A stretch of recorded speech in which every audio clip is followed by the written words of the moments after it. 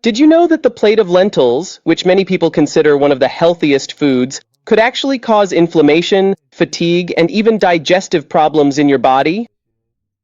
Yes, it might sound strange, but lentils, this symbol of health and nutrition, if not prepared properly, can actually become a real obstacle for your metabolism. Today, I'll tell you why. Hello, I'm Dr. Koob, and I want to welcome you to this space where we understand the body from a scientific perspective as well as through real-life experience. Here, we talk about metabolism, how the body's energy system works, and most importantly, how even the smallest details of your diet can make a big difference in how you feel every day. Before we start, please write in the comments which country and city you're watching this video from and how old you are. I read every single comment and they're valuable to me. Over the years, thousands of people have told me, I eat healthy food, but I still feel bloated, gassy, and heavy. I don't understand why. And when we review their diet, we often find a culprit that almost no one suspects. Lentils.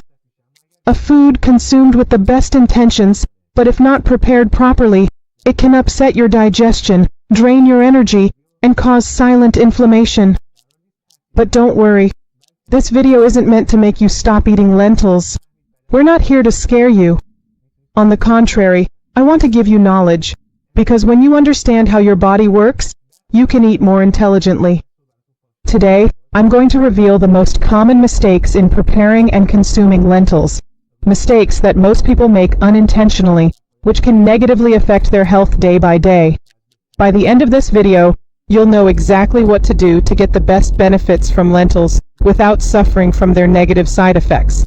You'll understand what happens in your gut when you eat lentils, why they can cause inflammation or fatigue, and how you can turn them from a problem into a truly beneficial food for your metabolism. So stay with me until the end, because I'm going to share a little-known tip that will completely change how your body reacts to lentils. I promise, once you apply this, you'll feel the difference in your energy, digestion, and overall well-being. The first big mistake is not preparing lentils properly. You might think, well, how can you mess up cooking lentils? You just have to boil them. But that's not exactly true. Here's one of the secrets that almost no one knows, and it's what makes the difference between a nourishing meal and one that drains your energy. Lentils, like many legumes, contain anti-nutrients. These are natural compounds that plants produce to defend themselves against insects, fungi, or animals. They're not inherently bad, but in your body, they can act like little saboteurs. The main ones are called lectins and phytates. Imagine lectins as tiny hooks that stick to the lining of your gut. If lentils are undercooked or not cooked properly, consuming them allows these hooks to interfere with nutrient absorption and may irritate the gut lining. On the other hand, phytates act like magnets, trapping minerals like iron, zinc, or magnesium and preventing your body from absorbing them properly. So you might be eating something that theoretically contains iron and protein, but in practice, your body can't use them effectively. That's why some people, even though they eat lentils several times a week, still show signs of anemia, fatigue, or weakness, and their problems may even get worse. The issue isn't the lentils themselves, but that they haven't been prepared correctly. Let me give you a real example. A patient named Sophia always told me she loved lentils because they're her main source of plant-based protein. However, after every meal, she felt bloated, gassy, and immediately sleepy. We looked at how she cooked them. She just washed and boiled them. What she was unknowingly doing was leaving those anti-nutrient compounds intact, so her body had to fight with every plate to digest them. When I explained how to neutralize those compounds, everything changed. So how should you prepare them properly? The key is to activate the lentils before cooking. This is done by soaking the lentils for at least 12 hours in water with a little apple cider vinegar or lemon. This process removes some of the phytates and reduces the effect of lectins. After that, you should rinse them well and cook them with plenty of water. It's better to change the cooking water once after it starts boiling. And if you want to go a step further, you can sprout them a little until a small white tail appears. At this stage, their composition changes, anti-nutrients decrease, and their nutritional value multiplies. What may seem like a simple detail can make a big difference in your metabolism, because when you remove the anti-nutrients, your body no longer wastes energy fighting them and starts to truly benefit from the lentils. If you found this advice helpful, hit the like button and stay tuned for the next one, because there's another common mistake. How you combine lentils with other foods can hinder their digestion and unintentionally affect your metabolism. And remember, if you're interested in these topics, like this video, hit the bell, and subscribe to the channel. Here, we talk about real health, with evidence, with love for the body, and with the hope of helping you feel better every day. The second big mistake is combining lentils with the wrong foods. You might not know this, but the human body works like a precise chemistry lab. Every type of food triggers a different reaction, and when you mix ingredients that your body can't process at the same time, this chemistry gets disrupted. The result is slow digestion, gas, fermentation, and feeling tired after eating.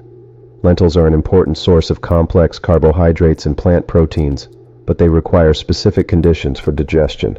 The problem is, people often eat them with white rice, bread, or even meat, and that's a mistake. Here's why.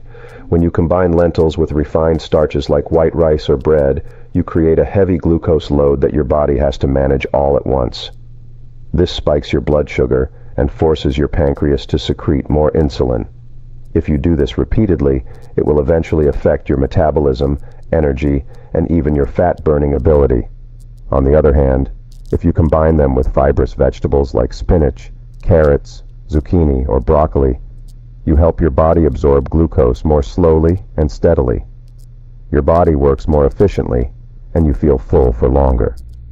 And one more important thing, don't combine lentils with meat or chicken in the same meal. Although this combination is common, both are sources of protein that require different digestive enzymes. Mixing them forces your digestive system to split its energy, leading to fermentation, acidity, and a feeling of heaviness.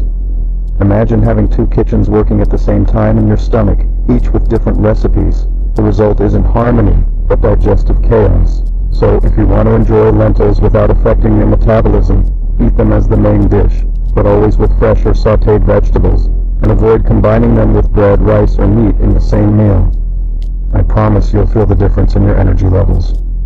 Remember, it's not just what you eat, but how you combine it that matters. Your body interprets food as information. When you give it the right combination, it works for you. When not, it gets confused and tired.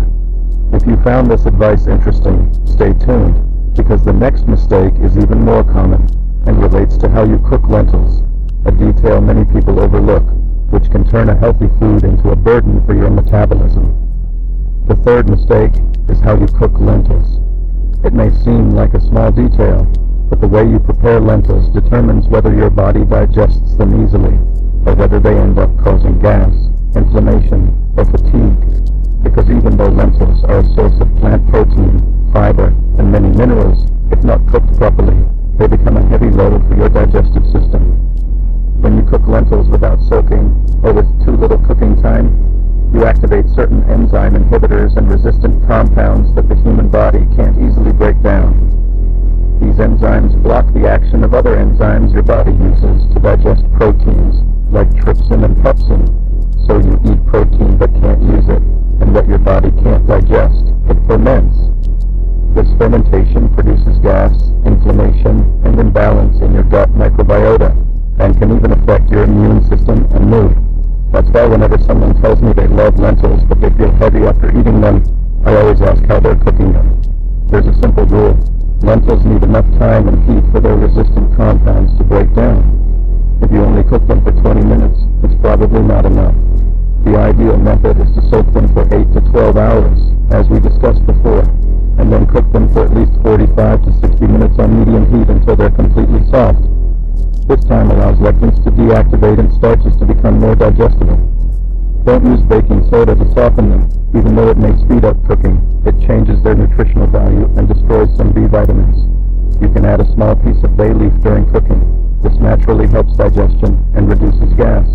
You can also add carminative spices like cumin, fennel, or ginger to help your gut process them better.